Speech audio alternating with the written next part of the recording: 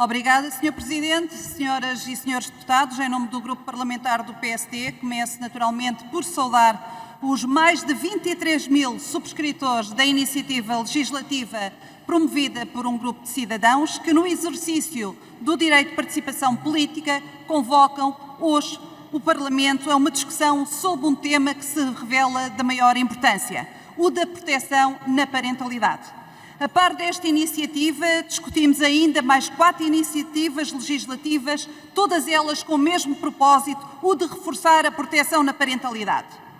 É certo que hoje não vão acabar as divergências políticas que separam as diversas bancadas parlamentares, antes pelo contrário, mas outros o debate merecerá com certeza um largo consenso quanto a um desígnio nacional, que é a necessidade de remover obstáculos à natalidade, à decisão das famílias portuguesas terem filhos e, desta forma, construírem o futuro do nosso país.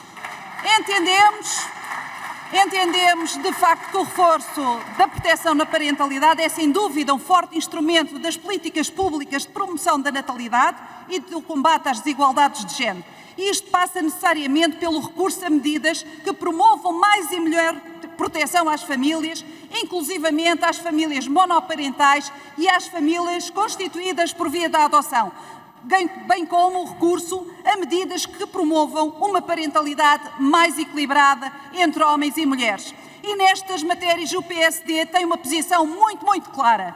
Tudo o que tenha a ver com aspectos da família, com aspectos da natalidade, com aspectos da conciliação familiar com a vida profissional, o Partido Social Democrata está e sempre esteve ao lado destas famílias, ao lado destes pais que pretendem ter filhos em Portugal.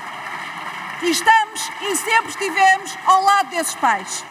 Entendemos que o reforço da parentalidade deve ser feito numa perspectiva de partilha de tarefas na família e na sociedade, tendo como objetivo final a igual responsabilização da mãe e do pai. Nesse sentido, entendemos que devem ser consagrados direitos de pai e da mãe de forma autónoma e equilibrada, numa perspectiva de complementaridade, no sentido da igualdade entre mulheres e homens em todos os domínios da vida em sociedade.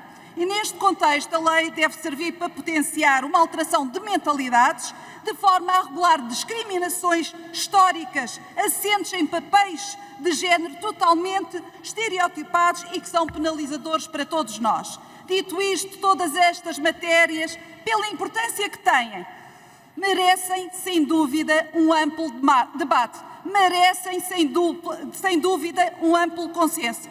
Mas um consenso que deve ir além do consenso parlamentar, um consenso que deve ser alcançado em sede de concertação social, ou seja, um consenso que deve ser alcançado entre o Governo, trabalhadores e entidades empregadoras, pois só assim conseguiremos fazer mais e melhor.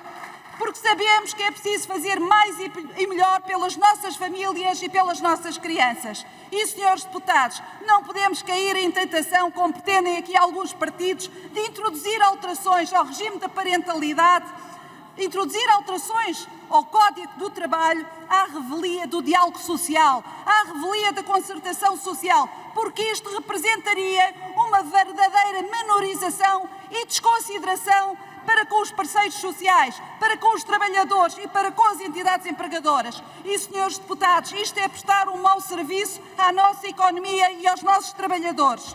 Mas mais, o regime da parentalidade foi recentemente alterado no âmbito da Agenda do Trabalho Digno, ou seja, os partidos autores destas iniciativas insistem em propostas de alteração ao Código do Trabalho, decorrido apenas pouco mais de um ano das inúmeras alterações legislativas introduzidas ao Código do Trabalho. Mais precisamente, foram cerca de 70 alterações ao Código do Trabalho que entraram em vigor em 1 de maio de 2023, senhores deputados. Enfim, é tal a ligeireza com que se propõem alterações à legislação laboral que já vamos na 24ª alteração ao Código do Trabalho, em apenas 15 anos, desde a entrada em vigor deste Código.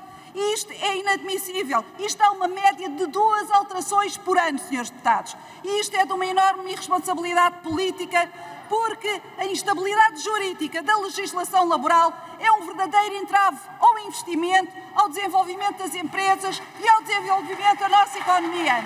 Dito isto, é importante agora sublinhar que o Governo já assumiu perante os portugueses que é uma prioridade do Governo retomar o diálogo social, revisitar a agenda do trabalho digno para que, em sede de concertação social, se faça uma avaliação das medidas introduzidas no âmbito das alterações ao Código de Trabalho para avaliar a sua implementação, a sua razoabilidade.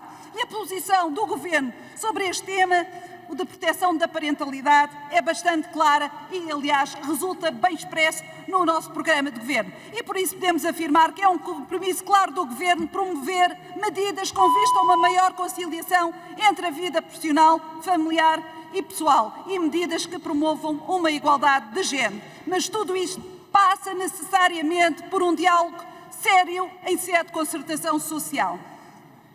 Por outro lado, é também importante esclarecer e lembrar os senhores deputados que todas estas iniciativas implicam um aumento da despesa pública e, por isso, a serem aprovadas por força da Lei Travão, só podem entrar em vigor com o Orçamento de Estado de 2025.